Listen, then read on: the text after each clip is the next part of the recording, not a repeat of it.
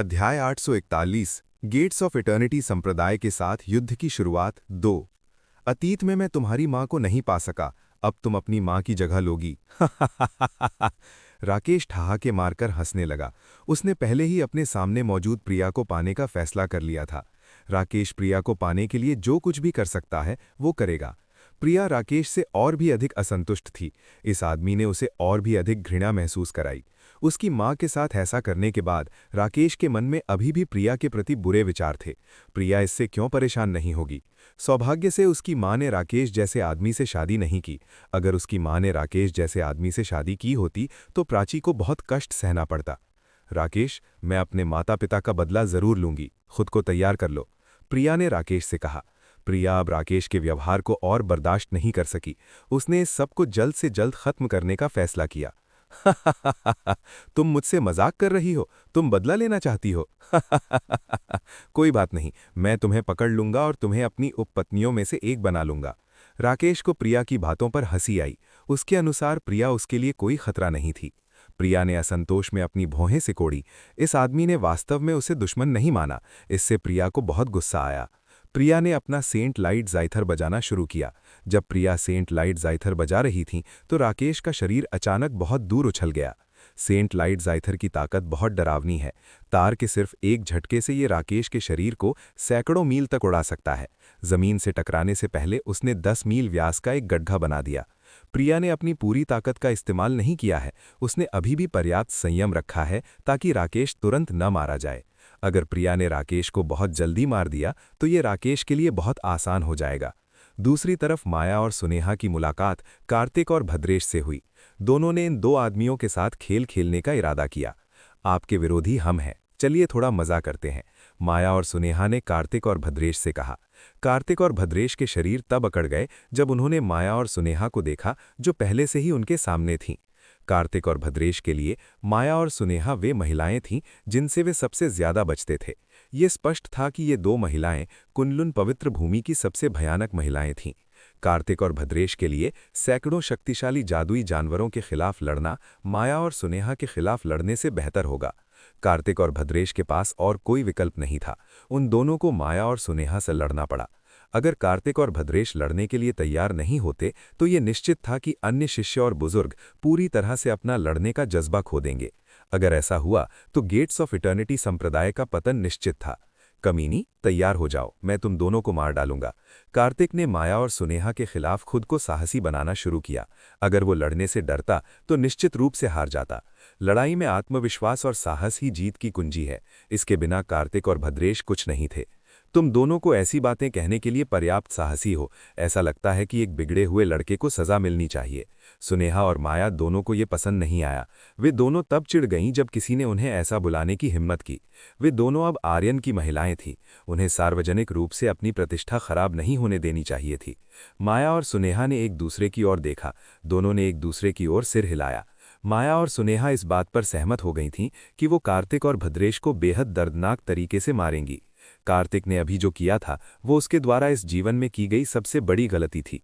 उन दोनों ने माया और सुनेहा जैसी सुंदर और सेक्सी महिला को गुस्सा दिलाया था। जब एक महिला गुस्से में होती है तो वे हर तरह की पागलपंजी और अनुचित चीजें कर सकती हैं। यही वो चीज थी जिससे आर्यन ने हर कीमत पर बचने का प्रयास किया। चलो, रानी माया और स्प्रिंग पैलेस की मास्टर के खिलाफ हाथ मिलाते हैं। भद्रेश ने कार्तिक को माया और सुनेहा के खिलाफ हाथ मिलाने के लिए आमंत्रित किया। मैं समझता हूँ, भद्रेश के पूछने से पहले ही वो समझ गया था कि अगर वो माया और सुनेहा के खिलाफ जीतना चाहते हैं तो उन्हें हाथ मिलाना होगा। कार्तिक और भद्रेश के शरीर को गहरी बिजली घेरने लगी। वे दोनों सीधे माया और सुनेहा की ओर बढ़े। Piercing lightning spear hand. Kartik और भद्रेश के हाथ बिजली से ढके हुए थे। ये देखा जा सकता था कि कार्तिक और भद्रेश के हाथ बिजली के भाले में बदलने लगे, जिसका उपयोग वो माया और सुनेहा के शरीर को छेदने के लिए कर सकते थे। माया और सुनेहा बहुत शांत लग रही थीं जब उन्होंने देखा कि कार्तिक और भद्रेश क्या कर रहे थे। तो मूर्ख आदमी, सुनेहा और माया ने अपने हाथ हिलाने शुरू किए। जब उन दोनों ने ऐसा किया तो हवा का एक अदृश्य ब्लेड दिखाई दिया और कार्तिक और भद्रेश की ओर बढ़ गया। कार्तिक और भद्रेश पूरी तरह से उन हमलों से अनजान थे जो माया और सुनेहा ने अभी किए थे।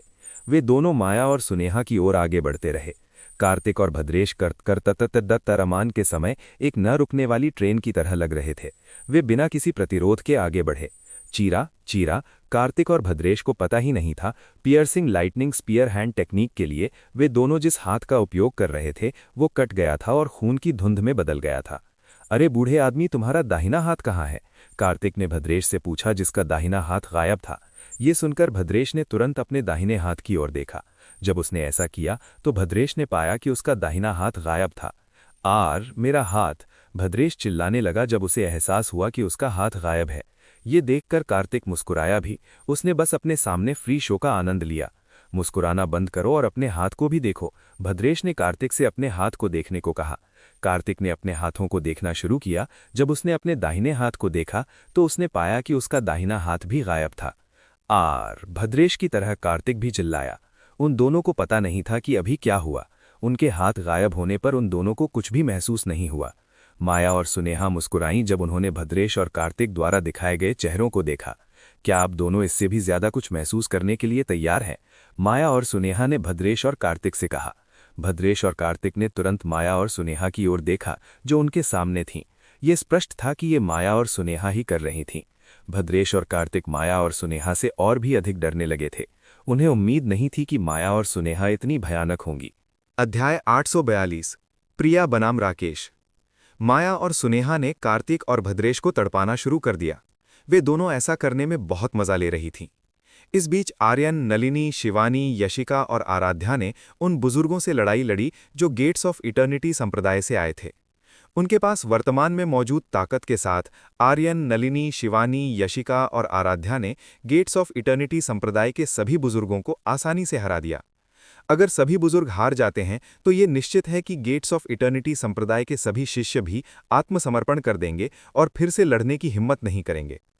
बुजुर्ग संप्रदाय का दिल होते हैं। अगर सभी बुजुर्ग हार जाते हैं तो सभी शिष्य निश्चित रूप से दुश्मन से लड़ने में अपना आत्मविश्वास खो देंगे।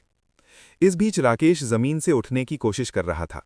प्रिया द्वारा अभी किए गए अचानक हमले से राकेश की छाती बुरी तरह घायल हो गई थी। धिक्कार है, वो सुंदर महिला बहुत मजबूत है। राकेश को वास्तव में उम्मीद नहीं थी कि प्रिया इतनी मजबूत हो जाएगी। प्रिया द्वारा बजाई गई सारंगी की केवल एक धुन से राकेश की हालत ऐसी हो गई थी। प्रिया राकेश के सामने उतरने लगी। उसने राकेश की ओर तीव्र शत्रुता की दृष्टि से देखा। तुम क्या हो? तुम्हारे पास इतनी बड़ी ताकत क्यों है? राकेश ने प्रिया से पूछा। वो जानना चाहता था कि प्रिया को इतनी बड़ी ताकत कहाँ से मिली। मैं बस एक साधारण इंसान हूं जो नश्वर दुनिया से आई हूं। मैं यहां तुमसे बदला लेने आई हूं। प्रिया ने राकेश को बताया कि वो नश्वर दुनिया से आई है। असंभव! ऐसा कोई रास्ता नहीं है कि तुम नश्वर दुनिया से हो। तुम्हारे पास वर्तमान में जो ताकत है उसके साथ तुम लंबे समय से इस कुनलुन पवित्र भूमि में रही होगी। राकेश को विश्वास नहीं हो रहा था कि नश्वर दुनिया के किसी व्यक्ति के पास प्रिया जैसी ताकत हो सकती है। ये आप पर निर्भर है कि आप विश्वास करें या ना करें, और मेरे लिए आपको ये समझाने का कोई मतलब नहीं है। प्रिया अपने दुश्मन को ये समझाना नहीं चाहती थी। अपने दुश्मन को इस तरह की चीजें समझाने का कोई फायदा नहीं था। धिक्कार है! तुम मेरे साथ खेलना चाहती हो? मैं तुम्हें निश्चित रूप से पीटूंगा और पकड़ूंगा। राकेश ने कहा कि वो प्रिया को पीटेगा और पकड़ेगा। अगर राकेश प्रिया को मार देता तो ये बर्बादी होती। प्रिया की सुंदरता अभी भी उसके उपयोग के लिए काम की थी। राकेश के शरीर को गहरी बिजली घेरने लगी। राकेश एक बिजली वाले आदमी जैसा लग रहा था। तैयार हो जाओ, मैं तुम्हें जल्द ही हरा दूंगा। राकेश ने कहा कि वो प्रिया को जल्द ही हरा देगा। Thunder crash! राकेश सीधे प्रिया की ओर झपटा। उसने अपने सामने मौजूद प्रिया को मारने की कोशिश की। Light shield! प्रिया ने अपने चारों ओर प्रकाश की सुरक्षा बनाई। राकेश ने प्रिया द्वारा लगाई गई सुरक्षा की वास्तव में परवाह नहीं की। राकेश प्रिया की ओर आगे बढ़ता रहा। धमाका! राकेश प्रिया द्वारा बनाई गई लाइट शील्ड से टकराया। जब राकेश ने ऐसा किया तो राकेश ही था जो उछल गया। प्रिया द्वारा बनाई गई लाइट शील्ड इतनी मजबूत थी कि प्रिया द्वारा बनाई गई लाइट शील्ड को तोड़ना लगभग असंभव था। ये क्या बला है? ये इतना कठिन क्यों है? राकेश को वास्तव में विश्वास नहीं हो रहा था कि प्रिया द्वारा बनाई गई ढाल इतनी मजबूत होगी। यहां तक कि उसका प्रमुख हमला जो उसके रास्ते में आने वाली किसी भी चीज को छेद सकता था, प्रिया द्वारा बनाई गई लाइट शील्ड को नहीं भेद सका। Chain of light! प्रिया ने तुरंत राकेश की हरकतों को रोकने के लिए चेन ऑफ लाइट यानी प्रकाश की जंजीर का उपयोग किया। राकेश के शरीर के चारों ओर एक प्रकाश की जंजीर दिखाई दी। इस जंजीर ने सीधे राकेश के शरीर को बांध दिया ताकि राकेश हिल न सके। ये देखकर कि उसके शरीर को एक जंजीर ने जकड़ लिया है, राकेश ने प्रकाश की इस जंजीर से खुद को छुड़ाने की कोशिश की। इस जंजीर से छूटने के लिए अपनी पूरी ताकत का इस्तेमाल किया। भले ही उसने अपनी पूरी ताकत का इस्तेमाल किया था, फिर भी राकेश को अपने शरीर को बांधने वाली जंजीरों से मुक्त होने में कठिनाई हो रही थी। धिक्कार है, ये जंजीर इतनी मजबूत क्यों है? ये किस तरह की जंजीर है? राकेश बहुत बुरी तरह से कोसने लगा। वो प्रकाश की जंजीर के जाल से बच नहीं सका। तुम जो कर रहे हो वो बेकार है। तुम इस जंजीर के जाल से नहीं बच पाओगे। प्रिया ने राकेश से कहा कि वो चेन ऑफ लाइट से मुक्त नहीं हो पाएगा। ऐसा नहीं हो सकता। मैं निश्चित रूप से इस धिक्कार जंजीर से बच सकता हूं। राकेश ने एक बार फिर से अपने शरीर को जकड़ने वाली लाइट जंजीर को नष्ट करने की कोशिश की। चेन ऑफ लाइट एक उच्च श्रेणी की तकनीक थी जिसे प्रिया ने बहुत मेहनत से साधा था। राकेश निश्चित रूप से इस जाल से नहीं बच पाएगा। राकेश ने अपने दांत पीसने शुरू कर दिए। उसे विश्वास नहीं हो रहा था कि वो प्रिया से हार जाएगा। राकेश ने महसूस किया कि एक पुरुष के रूप में उसकी गरिमा को प्रिया ने अपमानित किया है। अगर ये इसी तरह चलता रहा तो राकेश के पास गेट्स ऑफ इटर्निटी संप्रदाय का नेतृत्व करने का चेहरा नहीं बचेगा। मेरे पास उसके उपयोग के अलावा कोई और विकल्प नहीं है। राकेश के पास प्रिया से निपटने के लिए उस तरीके का उपयोग करने के अलावा कोई और विकल्प नहीं था। Thunder spirit of life. Rakesh ने एक वर्जित तकनीक का इस्तेमाल किया। खून के रंग की बिजली राकेश के शरीर को घेरने लगी। राकेश की त्वचा का रंग भी खून की तरह लाल हो गया। राकेश के शरीर से बहुत सारी नसें बाहर निकल आईं। थंडर स्पिरिट ऑफ लाइफ एक ऐसी तकनीक है जो उपयोगकर्ता की ताकत, गति और सहन शक्ति को दर्जनों गुना तक बढ़ा सकती है। थंडर स्पिरिट ऑफ लाइफ एक ऐसी तकनीक है जो उपयोगकर्ता के लिए काफी खतरनाक है। थंडर स्पिरिट ऑफ लाइफ का उपयोग करने के लिए चुकानी पड़ने वाली कीमत वो दर्द है जिसे उपयोगकर्ता लगातार महसूस करता है। ये कहा जा सकता है कि भले ही राकेश की ताकत में असाधारण वृद्धि हुई थी, लेकिन राकेश को अपने शरीर में एक असहनीय दर्द सहना पड़ा। जब राकेश ने थंडर स्पिरिट ऑफ लाइफ का इस्तेमाल किया तो राकेश का आत्मविश्वास बढ़ गया। वो बहुत आश्वस्त था कि वो प्रिया को आसानी से हरा सकता है। प्रिया सामान्य दिख रही थी जब उसने राकेश द्वारा दिखाई गई ताकत और उपस्थिति में बदलाव देखा।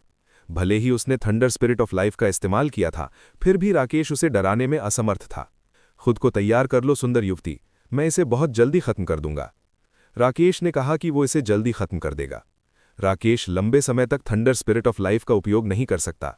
अगर राकेश ने लंबे समय तक थंडर स्पिरिट ऑफ लाइफ का उपयोग किया तो राकेश का शरीर गंभीर रूप से घायल हो सकता था। राकेश ने अपने चारों ओर की जंजीरों को तोड़ने की कोशिश की। उसने अपने नंगे हाथों से प्रकाश की जंजीरों को नष्ट करने की कोशिश की। जब राकेश ने चेन ऑफ लाइट को नष्ट करने की कोशिश की तो राकेश ने पाया कि चेन ऑफ लाइट बहुत कठिन और बहुत मजबूत थी। राकेश की ताकत दर्जनों गुना बढ़ जाने के बाद भी वो उसे बांधने वाली चेन ऑफ लाइट को काटने या नष्ट करने में असमर्थ था। ये नष्ट क्यों नहीं होना चाहता? राकेश को अजीब लगा जब उसने देखा कि उसके शरीर की चेन ऑफ लाइट कुचली या काटी नहीं जा रही थी। राकेश की ताकत उसे जंजीर में बांधने वाली चेन ऑफ लाइट को नष्ट करने में असमर्थ लग रही थी। मैंने तुमसे कहा था कि तुम मेरी चेन ऑफ लाइट को नष्ट नहीं कर पाओगे। तुम जो भी करो तुम उस जगह से भाग नहीं पाओगे। प्रिया ने राकेश से कहा कि वो चेन ऑफ लाइट से मुक्त नहीं हो पाएगा। ऐसा नहीं हो सकता। मैं निश्चित रूप से इस धिक्कार जंजीर से बच सकता हूं। राकेश ने एक बार फिर अपने शरीर को जकड़ने वाली प्रकाश की जंजीर को नष्ट करने की कोशिश की। अध्याय 843 गेट्स ऑफ इटर्निटी संप्रदाय के पूर्वज बाहर आए। राकेश ने फिर से उस जंजीर को नष्ट करने की कोशिश की जिसने उसके शरीर को जकड़ रखा था। इस बार राकेश ने अपनी पूरी ताकत का इस्तेमाल किया। बहुत बुरा हुआ कि राकेश का दूसरा प्रयास भी व्यर्थ गया। राकेश अभी भी उन जंजीरों को तोड़ने में असमर्थ था जिसने उसे रोक रखा था।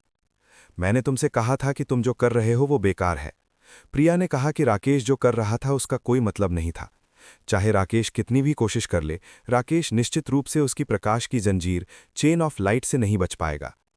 राकेश, तुमने जो किया है उसके लिए सजा पाने के लिए तैयार हो जाओ। प्रिया ने अपने हाथ में मौजूद सेंट लाइट जीथर को बजाना शुरू किया।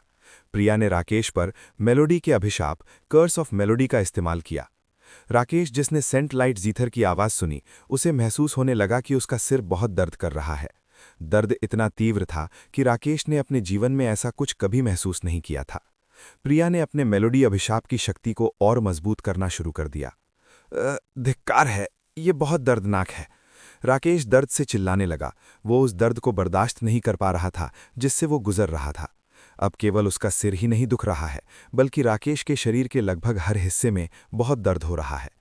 राकेश द्वारा की गई चीखें काफ़ी उन्मादी थीं। किसी को नहीं पता होगा कि राकेश वर्तमान में किस तरह के दर्द का अनुभव कर रहा था।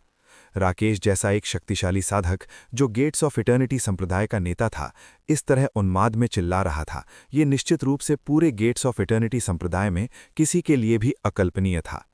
चूंकि राकेश का शरीर वर्तमान में जंजीरों में जकड़ा हुआ है, राकेश ज्यादा हिल नहीं सकता है। अगर राकेश जंजीरों से बंधा नहीं होता तो वो इस असहनीय दर्द के कारण फर्श पर लौट रहा होता। सारंगी बजाना बंद करो, ये आवाज़ बहुत भयानक है। राकेश ने प्रिया से सेंट लाइट जीथर बजाना बंद करने के लिए कहने की कोशिश की। राकेश के लिए सेंट लाइट जीथर से निकलने वाली आवाज़ एक जहर की तरह थी, जिससे राकेश के सिर में दर्द हो रहा था। राकेश ने कभी इतनी भयानक चीज़ के बारे में नहीं सुना था।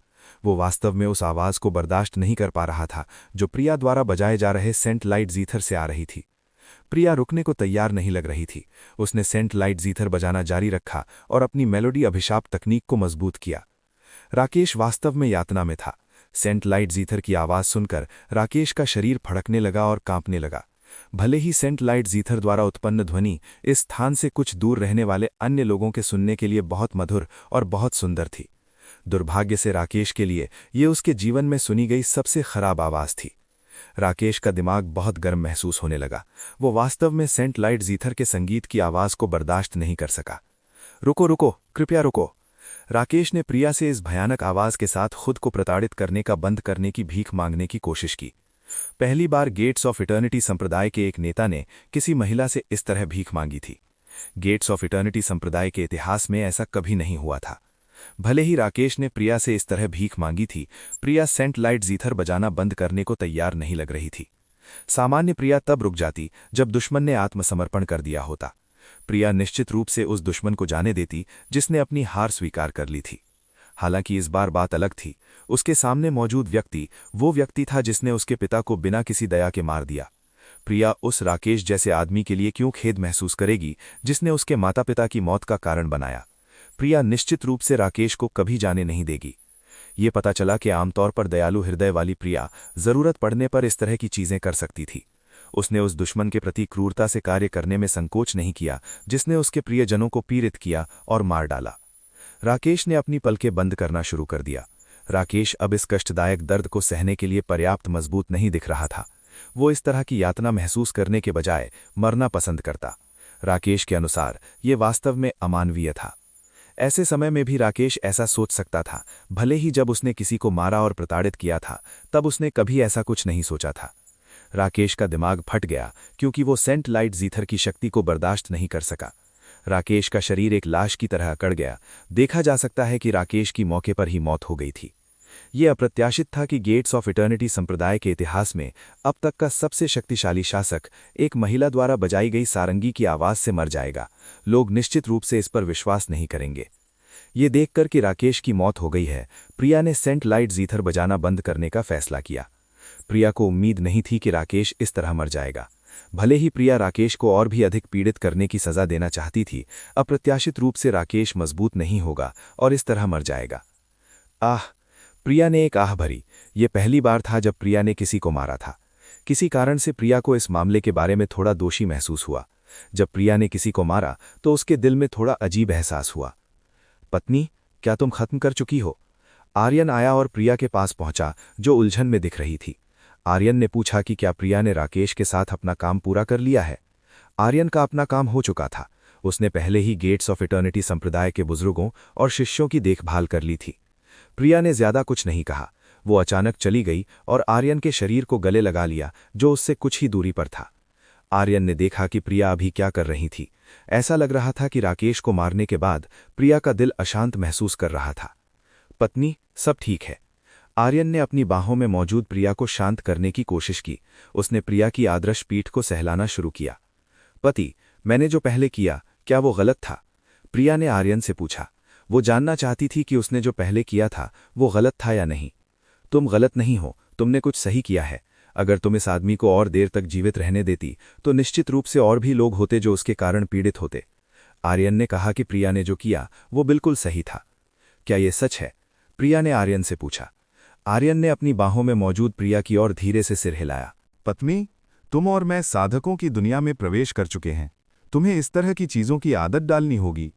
आर्यन ने प्रिया से इस तरह की चीजों का आदी होने के लिए कहा। साधकों की दुनिया काफी क्रूर दुनिया है। अगर आपके पास ताकत नहीं है तो आप दुश्मन द्वारा मारे जा सकते हैं।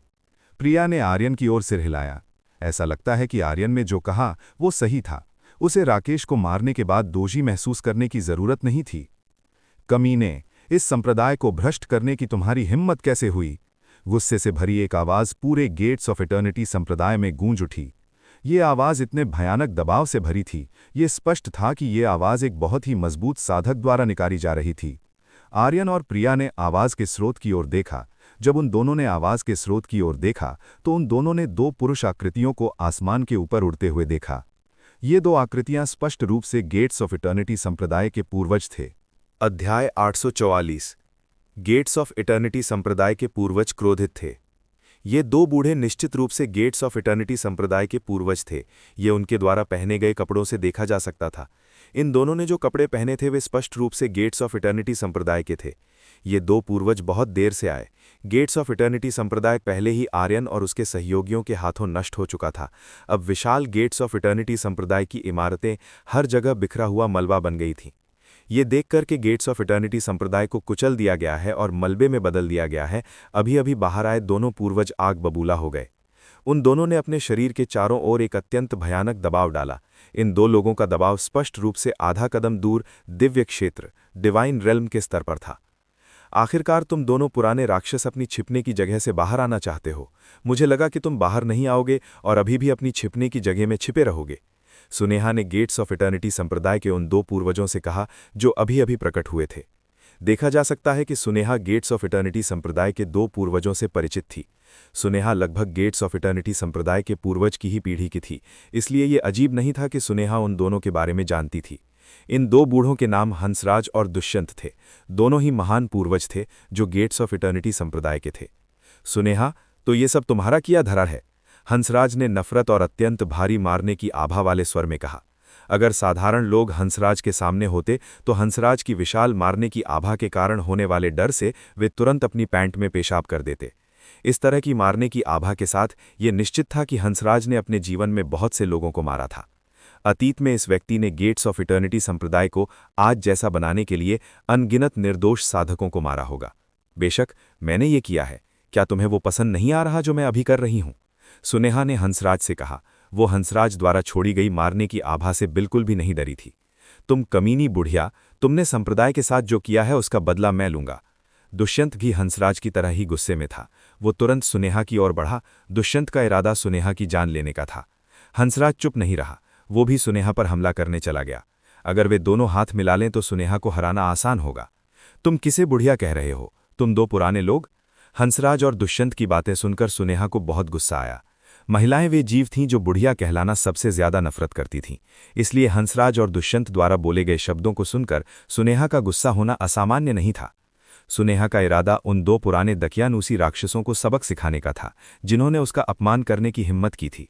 उन दोनों को परिणाम भुगतने थे क्योंकि उन्होंने उसका अपमान करने की हिम्मत की थी। सुनेहा का इरादा हंसराज और दुष्यंत के खिलाफ लड़ने का है। धम। जब वे तीनों आमने सामने होने वाले थे तभी अचानक कोई आया और उनके काम में दखल दिया। हंसराज और दुष्यंत इस अचानक हुए हमले से पीछे हटने को मजबूर हो गए। वो व्यक्ति जो अचानक आया और सुनेहा, हंसराज और दुष्यंत के मामलों में दखल दिया, वो आर्यन था। पत्नी, तुम्हें इस तरह कदम उठाने की जरूरत नहीं है, बस ये मामला मुझ पर छोड़ दो। आर्यन को हस्तक्षेप करते देख सुनेहा ने आर्यन से कहा कि ये मामला उस पर छोड़ दे, मुझे उनकी देखभाल करने दो। इन दो लोगों ने वास्तव में मेरी खूबसूरत पत्नी का अपमान करने की हिम्मत की है। आर्यन ने सुनेहा से कहा कि वो इन दो पुराने राक्षसों को संभाल लेगा। सुनेहा को अपने दिल में बहुत मीठा एहसास हुआ। वो आर्यन द्वारा प्रशंसा किए जाने पर खुशी महसूस कर रही थी। चाहे कैसी भी महिला हो, वे आर्यन द्वारा की गई मीठे बोलों द्वारा की गई प्रशंसा से कमजोर पड़ जाती थी। ठीक है, अगर तुम यही चाहते हो तो करो। सुनेहा ने आखिरकार आर्यन को इन दो पुराने राक्षसों को संभालने दिया। सुनेहा को आर्यन की ताकत पर काफी विश्वास था। आर्यन को हंसराज और दुष्यंत को इतनी आसानी से संभाल लेना चाहिए। छोकरे, तुम कौन हो? हमारी लड़ाई में दखल देने की तुम्हारी हिम्मत कैसे हुई? हंसराज ने आर्यन से रास्ते से हटने को कहा। उन्हें सुनेहा के साथ हिसाब बराबर करना था। तुम्हारा विरोधी मैं हूं, इसलिए यहां आओ। आर्यन ने कहा कि वो हंसराज और दुष्यंत का विरोधी होगा। तुम सच में स्वर्ग और पृथ्वी के बीच का अंतर नहीं जानते। मैं तुम्हें हमारी ताकत का अंतर बताता हूं। हंसराज आर्यन की ओर बढ़ा। उसने अपने सामने मौजूद आर्यन पर हमला करने का इरादा किया। Thunder hammer fist. हंसराज की मुट्ठी थंडर हैमर में बदल गई। हंसराज का इरादा आर्यन को मारने के लिए थंडर हैमर फिस्ट का उपयोग करना था। हंसराज ने वास्तव में खुद को नहीं रोका। वो अपनी पूरी ताकत का उपयोग करके इस हमले को कर रहा था। पति, सावधान रहना। माया ने आर्यन से सावधान रहने को कहा। वो आर्यन की सुरक्षा को लेकर चिंतित थी। माया, चिंता मत करो, पति ठीक रहेगा, उस पर भरोसा करो, सुनेहा ने माया से कहा। आर्यन की क्षमताओं पर विश्वास करो। आर्यन निश्चित रूप से हंसराज द्वारा किए गए हमले के खिलाफ जीत सकता है। मर जाओ कमीने। हंसराज ने आर्यन पर अपना मुक्का जड़ा। हंसराज के प्रहारों की गति इतनी अद्भुत थी कि कुछ लोग हंसराज के हमलों की हलचल को मुश्किल से देख पा रहे थे। आर्यन स्पष्ट रूप से उस हमले को देख सकता था जो हंसराज करने वाला था। उसने हंसराज के हमले को रोकने के लिए अपना हाथ आगे बढ़ाना शुरू किया। धमाका। हंसराज का थंडर हैमर आर्यन के हाथ से टकराया, जिसका उपयोग इस हमले को रोकने के लिए किया गया था। हा हा हा हा, मर जा छोकरे। हंसराज के शब्द तुरंत उसके गले में ही रुक गए। उसने देखा कि आर्यन थंडर हैमर फिस्ट के हमले को रोक रहा है। इसे सहना बहुत आसान है। आर्यन ने कहा कि हंसराज का हमला उसके लिए सहना बहुत आसान था। हंसराज अवाक रह गया जब उसने देखा कि आर्यन ने केवल अपने नंगे हाथों से उसके हमले को नाकाम कर दिया। आर्यन ने हंसराज के सिर पर वार करने के लिए अपने दूसरे हाथ का इस्तेमाल किया। धम। हंसराज को पीटकर नीचे गिरा दिया गया और वो बहुत जोर से जमीन से टकराया। धमाका। हंसराज की टक्कर से आर्यन के नीचे की जमीन में तुरंत एक छेद हो गया। इस छेद का व्यास छोटा नहीं था, कम से कम ये दर्जनों मील का था। ये देखा जा सकता था कि आर्यन द्वारा उपयोग की गई शक्ति काफी मजबूत थी। दुष्यंत टकटकी लगाकर देखता रह गया जब उसने आर्यन के पास मौजूद ताकत देखी। ये अप्रत्याशित था कि जिस युवक को उसने खुद कम आंका था, उसके पास इतनी अद्भुत ताकत थी। यहां मौजूद दर्शक भी दुष्यंत की तरह ही चौंक गए। उन्हें विश्वास नहीं हो रहा था कि आर्यन ने गेट्स ऑफ इटर्निटी संप्रदाय के एक पूर्वज को इतनी आसानी से मार गिराया। कमीने। हंसराज छेद से ऊपर उठा। देखा गया कि हंसराज आर्यन से बहुत नाराज था। हंसराज का सिर वर्तमान में खून से भरा हुआ था। ऐसा लग रहा था जैसे आर्यन के हमले ने अभी-अभी हंसराज के सिर को फोड़ दिया था। हंसराज बहुत गुस्से में था जब उसे पता चला कि आर्यन के हमले के कारण उसका सिर बुरी तरह घायल हो गया था। हंसराज को आर्यन ने अभी जो किया था उसका बदला लेना था। हंसराज का शरीर खून की तरह लाल बिजली से ढकने लगा। इसके अलावा हंसराज की त्वचा का रंग भी खून की तरह लाल हो गया। अध्याय 845। मैं तुम्हें अपने साथ खींच ले जाऊंगा। केवल इसी से यह देखा जा सकता था कि हंसराज ने आर्यन से निपटने के लिए वर्जित तकनीक थंडर स्पिरिट ऑफ लाइफ का उपयोग किया था। छोकरे, मैं तुम्हें मार डालूंगा। हंसराज ने कहा कि अगर वो आर्यन को मारने जा रहा है तो आर्यन को उसके साथ जो हुआ उसकी कीमत चुकानी ही होगी। सिर्फ बातें मत करो, मुझे वो ताकत दिखाओ जो तुम्हारे पास है। आर्यन ने हंसराज से कहा कि वो ज्यादा बात ना करे। आर्यन उन लोगों से नफरत करता है जो बातें बहुत करते हैं लेकिन उनके पास ताकत नहीं होती। हंसराज आर्यन से और भी ज्यादा नफरत करने लगा। उसे लगा कि आर्यन बहुत कष्टप्रद है और उसके प्रति बहुत बेशर्म है। वुश। हंसराज आर्यन की ओर तेजी से झपटा। उसने आर्यन की गर्दन की ओर अपने हाथ फैलाने शुरू किए। हंसराज के हाथ वर्तमान में बिजली से ढके हुए थे। हंसराज के हाथ अब एक चाकू की तरह थे जो उसके द्वारा पकड़ी गई किसी भी चीज को काट सकते थे। Sky wind law. आर्यन ने अपनी ओर बढ़ रहे हंसराज पर हमला करने के लिए स्काई विंड लॉ तकनीक का उपयोग किया। आर्यन के शरीर से एक बहुत तेज हवा निकली। इस हवा ने तुरंत हंसराज को उड़ा दिया, जो आर्यन को नुकसान पहुंचाने का इरादा रखता था। हंसराज फिर से काफी जोर से उड़ गया। हंसराज की किस्मत वाकई बहुत बुरी है। आर्यन ने उसके साथ ऐसा 2 बार किया है। खास। हंसराज ने एक मुंह खून की उल्टी की। उसके शरीर से टकराने वाली हवा इतनी तीव्र थी कि उसने उसके आंतरिक अंगों को थोड़ा खिसका दिया। इस छोकरे की शक्ति वास्तव में बिल्कुल भी समझ में नहीं आती है। इतनी कम उम्र में इस व्यक्ति के पास ऐसी ताकत कैसे हो सकती है? हंसराज आर्यन द्वारा प्रदर्शित ताकत से भ्रमित था। आर्यन के पास मौजूद ताकत पूरी तरह से असामान्य थी। अगर ये इसी तरह चलता रहा तो हंसराज आर्यन के खिलाफ नहीं जीत पाएगा। हंसराज के पास थंडर स्पिरिट ऑफ लाइफ का उपयोग करने के लिए भी थोड़ा ही समय था। उसे अब और समय बर्बाद नहीं करना चाहिए। मैं इसे सिर्फ एक प्रहार से खत्म करने की कोशिश करूंगा। हंसराज ने इसे सिर्फ एक प्रहार से खत्म करने का फैसला किया। हंसराज जमीन से उठा। वो वापस उस जगह की ओर बढ़ा जहां आर्यन था। आर्यन के पास पहुंचने के बाद हंसराज ने एक बहुत ही अजीब हाथ का इशारा करना शुरू किया। आर्यन ने देखा कि हंसराज ने उसके खिलाफ लड़ते समय अभी भी हार नहीं मानी थी। ये बूढ़ा अभी भी उससे लड़ने पर अड़ा हुआ था। कुछ समय बाद हंसराज ने अजीब हाथों की हरकतें पूरी की। Haven thunder sword. हंसराज ने अपनी 2 उंगलियों को आसमान की ओर उठाना शुरू किया। जब हंसराज ने ऐसा किया तो उसकी 2 उंगलियों के ऊपर लाल बिजली जमा होने लगी। बिजली इकट्ठा होकर एक तलवार बनने लगी। इस तलवार का आकार हर सेकंड बढ़ता जा रहा था। सिर्फ कुछ ही सांसों में लाल बिजली से बनी तलवार विशाल हो गई थी। ये तलवार कम से कम कई किलोमीटर लंबी और कई 100 मीटर व्यास की थी। तलवार दर्जनों और सैकड़ों बिजली के झटकों से बनी है। अगर इसकी शक्ति फटती है तो निश्चित रूप से एक बार भयानक विनाश होगा। ये एक परमाणु बम की तरह है जो किसी भी समय फट सकता है। छोकरे, देखते हैं कि क्या तुम मेरी इस सबसे मजबूत तकनीक से लड़ सकते हो। हंसराज ठहाके मारकर हंस पड़ा। एक बार आर्यन इस हमले की चपेट में आ गया तो यह निश्चित था कि आर्यन राख में बदल जाएगा। हंसराज के हमलों को इतना शक्तिशाली देखकर आर्यन ने आसमान में और ऊपर जाने का फैसला किया और आसमान के ऊपर एक हलचल शुरू की। तुम कहां भागकर जाओगे? मैं तुम्हें बचने नहीं दूंगा। आर्यन को भागने की कोशिश करते देख तुरंत हंसराज ने हेवन थंडर सॉर्ड का उपयोग करके आर्यन के शरीर को निशाना बनाया। हेवन थंडर सॉर्ड तुरंत आर्यन की ओर झपटी। इस सुपर बड़ी तलवार ने आर्यन को निशाना बनाया जो आसमान के ऊपर था। ऐसा ही हुआ कि आर्यन ने आवश्यक तैयारी पूरी कर ली थी। डेसोलेट पाम्स दूसरी उंगली। आर्यन ने अपनी ओर आ रहे हेवन थंडर सॉर्ड के हमलों को नाकाम करने के लिए अपनी डेसोलेट पाम्स की दूसरी उंगली का उपयोग किया। बादलों के पीछे से 2 उंगलियों वाला एक विशाल हाथ दिखाई दिया। ये विशाल हाथ हेवन थंडर सॉर्ड की दिशा में नीचे आने लगा। हेवन थंडर सॉर्ड और डेसोलेट पाम्स एक दूसरे के करीब आ रहे हैं। जल्द ही ये 2 सुपर मजबूत हमले टकराएंगे। धमाका। टक्कर पूरी तरह से अपरिहार्य थी। इस जगह के कुछ 100 मील के दायरे में हर किसी के द्वारा एक अत्यंत शक्तिशाली प्रभाव महसूस किया जा सकता था।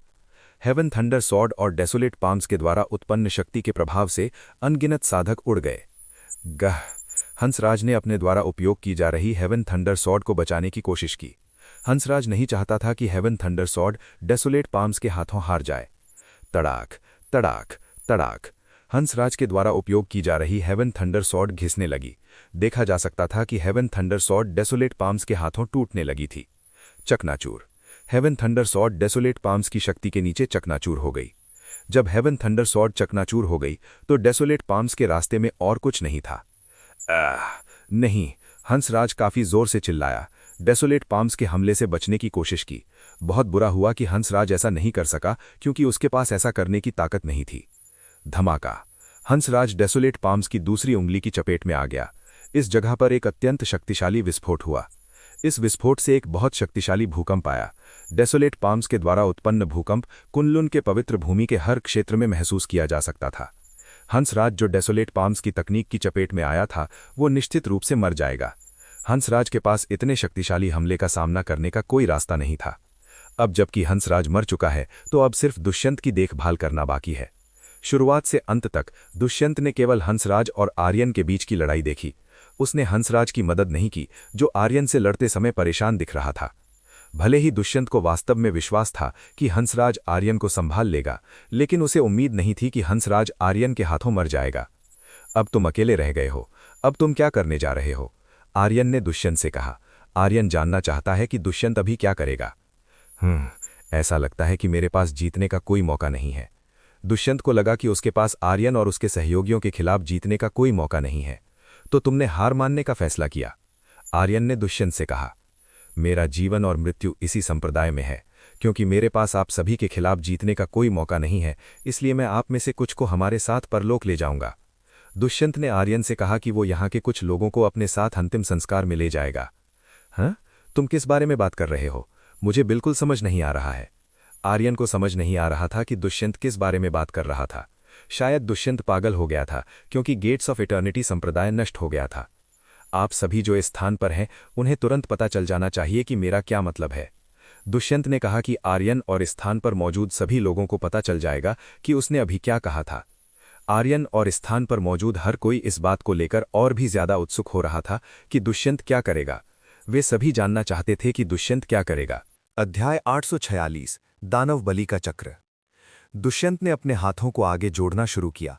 वो एक ऐसा मंत्र जपने लगा जो सुनने में बहुत अजीब था। याख क्या कर रहा है? आर्यन ये सोचने लगा कि दुष्यंत क्या करने की ताक में है। मास्टर, ऐसा लगता है कि ये व्यक्ति एक ऐसी वर्जित तकनीक का उपयोग करने का इरादा रखता है जिसमें आत्मा की बलि की आवश्यकता होती है। अवनी ने आर्यन को बताया कि इस व्यक्ति ने एक ऐसी वर्जित तकनीक का उपयोग किया है जिसके उपयोग के लिए आत्मा की बलि देनी पड़ती है। क्या तुम्हें इस बारे में यकीन है? आर्यन को विश्वास नहीं हुआ कि दुष्यंत ऐसी वर्जित तकनीक का उपयोग करेगा जिसके उपयोग के लिए बलि की आवश्यकता हो। कुछ समय बाद दुष्यंत ने आखिरकार अपना अजीब मंत्र जपना समाप्त कर लिया। दानव बलि का चक्र। दुष्यंत आसमान की ओर चिल्लाया। जैसे ही आसमान जो पहले से ही अंधेरा था खून की तरह लाल हो गया।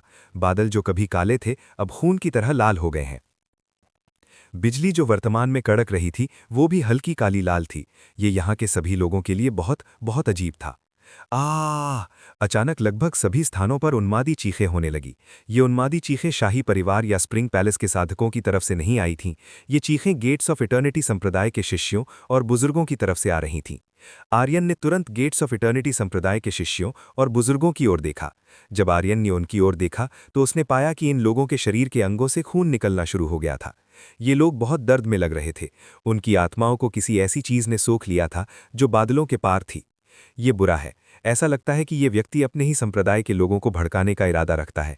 ये बूढ़ा वास्तव में अपने होश खो बैठा है। आर्यन को वास्तव में समझ नहीं आ रहा था कि दुष्यंत क्या कर रहा था। दुष्यंत ने वर्जित तकनीकों का उपयोग करने के लिए वास्तव में अपने ही संप्रदाय के लोगों की बलि दे दी। आर्यन को इस व्यक्ति को रोकना था। वो दुष्यंत को इस तरह की क्रूरता करने की अनुमति नहीं दे सकता था। रुको। आर्यन ने दुष्यंत द्वारा किए जा रहे पागलपन को रोकने की कोशिश की। बहुत बुरा हुआ कि इससे पहले कि आर्यन कुछ कर पाता दुष्यंत का शरीर नष्ट हो गया और खून की धुंध में बदल गया। ये बेकार है। एक बार दानव बलि का चक्र तकनीक सक्रिय हो जाने के बाद इसे रद्द नहीं किया जा सकता है। आप सभी मेरे साथ परलोक चलने के लिए तैयार रहें। हा। इस दुनिया से पूरी तरह गायब होने से पहले दुष्यंत ठहाके मारकर हंसा। धिक्कार है। आर्यन इससे चिढ़ गया था। उस बूढ़े ने वास्तव में इतनी भयानक चीज की थी। गड़गड़ाहट गड़गड़ाहट गड़गड़ाहट। इस जगह के चारों ओर की जमीन हिंसक रूप से हिलने लगी। जमीन हर जगह फटने लगी। फटी हुई जमीन से अत्यंत गर्म लावा निकला और ऊपर की ओर फुवार बनकर फूट पड़ा। सब लोग तुरंत ये जगह छोड़ दो। आर्यन ने सभी को तुरंत ये जगह छोड़ने के लिए कहा। इस जगह के आसपास की घटना वास्तव में बेतुकी है। आर्यन को इस जगह पर कोई समस्या नहीं हो सकती है, लेकिन ये शाही परिवार और स्प्रिंग पैलेस के साधकों पर लागू नहीं होता है। वे इस आपदा में घसीटे जा सकते हैं। अगर ऐसा हुआ तो ये आर्यन और अन्य लोगों के लिए असुविधाजनक होगा। शाही परिवार और स्प्रिंग पैलेस के सभी साधक तुरंत इस जगह से चले गए। वे तुरंत इस खतरनाक जगह से दूर चले गए। इन लोगों को आने वाले खतरे का एहसास हो गया था। यही वजह थी कि वे सब तुरंत इस जगह से भाग गए। पति क्या हो रहा है? प्रिया, माया, सुनेहा और अन्य महिलाएं आर्यन के पास आईं। वे सभी जानना चाहती थीं कि अभी क्या हो रहा है। क्यों अचानक पूर्व गेट्स ऑफ इटर्निटी संप्रदाय की इमारत के आसपास कुछ अजीब हुआ? ऐसा लगता है कि गेट्स ऑफ इटर्निटी संप्रदाय के पूर्वज ने एक ऐसी वर्जित तकनीक का उपयोग किया जिसने उनके अपने संप्रदाय के सभी लोगों को भड़का दिया। आर्यन ने प्रिया और अन्य लोगों को बताया कि क्या हुआ। दुष्यंत वास्तव में बहुत पागल है। उसने हमसे बदला लेने के लिए निर्दोष लोगों को भड़काया। सुनेहा को उम्मीद नहीं थी कि दुष्यंत ऐसा कुछ पागलपन भरा काम करेगा। वो पुराना राक्षस वास्तव में बहुत पागल है। माया ने भी सुनेहा की तरह ही सोचा। उसे लगा कि दुष्यंत काफी पागल था। उस बारे में भूल जाओ। क्या आप लोग जानते हैं कि यह किस तरह की वर्जित तकनीक है? नलिनी ने सुनेहा और माया से पूछा। वो जानना चाहती थी कि वे दोनों जानती हैं कि दुष्यंत किसका उपयोग कर रहा था। मुझे कभी नहीं पता था कि गेट्स ऑफ इटर्निटी संप्रदाय के पास इस तरह की तकनीक है। मैं इसे पहली बार देख रही हूँ। सुनेहा ने कहा कि उसने पहली बार इस तरह की चीज देखी है। मैं भी वैसी ही हूँ। ये पहली बार है जब मैं ऐसा कुछ देख रही हूँ। माया भी पहली बार ऐसा कुछ देख रही थी। उसे नहीं पता था कि दुष्यंत ने अभी किस तकनीक का उपयोग किया था। गड़गड़ाहट, विस्फोट, गड़गड़ाहट, विस्फोट, गड़गड़ाहट, विस्फोट। जमीन के नीचे से बहुत भयानक विस्फोट हुआ। दरारें समय के साथ और भी गंभीर हो रही हैं। ये दरारें बहुत तेजी से फैल रही हैं। अगर ये इसी तरह जारी रहा तो गेट्स ऑफ इटर्निटी संप्रदाय के क्षेत्र की हर चीज गायब हो जाएगी। आसमान में लाल बादलों ने विशाल आकार का एक भंवर बनाना शुरू किया। ये भंवर जमीन के नीचे की दरारों की ओर नीचे उतरने लगा। आसमान के बादल ऐसे लग रहे थे जैसे जमीन में समा गए। ऐसा लग रहा था कि जमीन में कुछ उन बादलों को दरारों में खींच रहा था। जब लाल बादल अंदर गया तो आर्यन ने एक अत्यंत भयानक दबाव महसूस किया। ये दबाव एक ऐसे साधक के दबाव से और भयानक था जो डिवाइन नेसेंट रेल्म में था। वास्तव में नीचे क्या है? नीचे इतना भयानक दबाव क्यों है? आर्यन ये सोचने लगा कि नीचे क्या है। मास्टर, ऐसा लगता है कि नीचे एक खतरनाक जीव है। मैं महसूस कर सकती हूँ कि ये जीव वहां से बाहर निकलने की कोशिश कर रहा है। अवनी ने नीचे से एक जीव को बाहर आते हुए महसूस किया। ये जीव बहुत मजबूत होना चाहिए, देखते हुए कि इसका दबाव कितना मजबूत है। दहाड़। जमीन के नीचे से एक चीख आई जो कानों को दर्द दे सकती थी। नीचे क्या है? इस जीव द्वारा डाला जाने वाला दबाव इतना मजबूत क्यों है? माया ने नीचे मौजूद प्राणी द्वारा डाले गए दबाव से दबाव महसूस किया। माया का साधना स्तर अभी भी शुरुआती डिवाइन नेसेंट रेल्म में था। भले ही वो पहले से ही शुरुआती डिवाइन नेसेंट रेल्म में थी, फिर भी माया नीचे मौजूद प्राणियों से निकलने वाले दबाव से अत्यंत दबाव में थी। ये केवल माया ही नहीं थी जिसने दबाव महसूस किया, लगभग सभी महिलाओं ने दबाव महसूस किया जब उनका सामना भूमिगत प्राणियों के दबाव से हुआ। धमाका, धमाका, धमाका। जमीन के जो टुकड़े नीचे हैं वे ऊपर उठने लगते हैं और सतह पर फेंक दिए जाते हैं। क्योंकि वे लावा के साथ मिश्रित हैं, इसलिए फेंके गए चट्टान के टुकड़े आसमान से गिरते उल्का पिंडों की तरह दिखते हैं। सब लोग पहले पीछे हटते हैं। आर्यन ने अपने पास मौजूद सभी महिलाओं को पीछे हटने के लिए आमंत्रित किया। आर्यन को लगा कि यहाँ उनके लिए काफी खतरा है। चलो, प्रिया और सभी महिलाओं ने आर्यन की ओर सिर हिलाया। वे आर्यन के सुझाव से पूरी तरह सहमत थीं, जिसने अस्थायी रूप से पीछे हटने का विकल्प चुना। ये जगह उन सभी के लिए काफी खतरनाक थी। उन्हें नहीं पता था कि उनके नीचे कौन सा प्राणी था। अध्याय 847 विशाल दानव से युद्ध 1। आर्यन और महिलाएं पीछे हट गए और इस जगह से दूर चले गए। वे सभी क्या हो रहा है ये देखने के लिए एक सुरक्षित जगह की तलाश कर रहे थे। धमाका। आर्यन और अन्य लोगों के अपनी जगह छोड़ने के कुछ ही क्षण बाद गेट्स ऑफ इटर्निटी संप्रदाय के चारों ओर एक अत्यंत शक्तिशाली विस्फोट हुआ। यह विस्फोट इतना जोरदार था कि इससे गेट्स ऑफ इटर्निटी संप्रदाय के आसपास की जमीन ऊपर उठ गई और चारों दिशाओं में बिखर गई। वो जीव बाहर आ गया। आर्यन ने महसूस किया कि जमीन के नीचे छिपा हुआ जीव आखिरकार सतह पर आ गया है। बेशक विशाल आकार वाला एक राक्षस सतह पर आ गया। इस राक्षस के 2 नुकीले सींग और एक अत्यंत भयानक चेहरा था। इस जीव का शरीर खून की तरह गहरे लाल रंग की बिजली से ढका हुआ था। गाहा हा हा हा हा, मैं आखिरकार आज़ाद हो गया। जब इस विशाल राक्षस को पता चला कि वो मुक्त हो गया है तो वो ठहाके मारकर हंसने लगा। इस विशाल राक्षस की आवाज़ वास्तव में बहुत डरावनी है।